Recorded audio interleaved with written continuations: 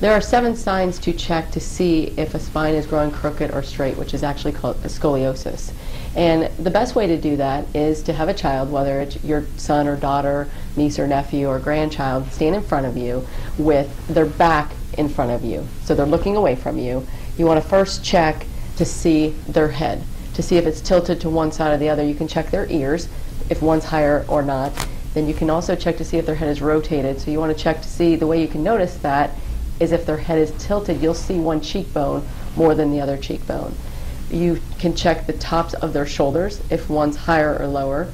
Then you can check their back, and preferably you want to do this with their shirt off, if possible. And you want to check to see the scapula. Put your hands at the bottom of the scapula to see if one is higher or lower.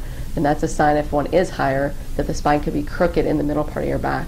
Have them bend over, so you can check, put your hands on top of them, have them bend over, see if one is higher or the other from the other. Then you also want to check for your lower back, and it's really hard in the lower back to see by checking the hips, but you can put your hands on top of their hips. The best way to check that child to see if their hips are off is with pants. When they put pants on, the pants will ride at their hips. And with the pants, one leg will be longer than the other. The pant leg will wear a little bit more than the other pant leg if their hips, or if they have a curvature, scoliosis in the lower part of their back. And the best child to check, the ages are anywhere from about 6 or 7 up until about 14, and that's prime time to check for scoliosis.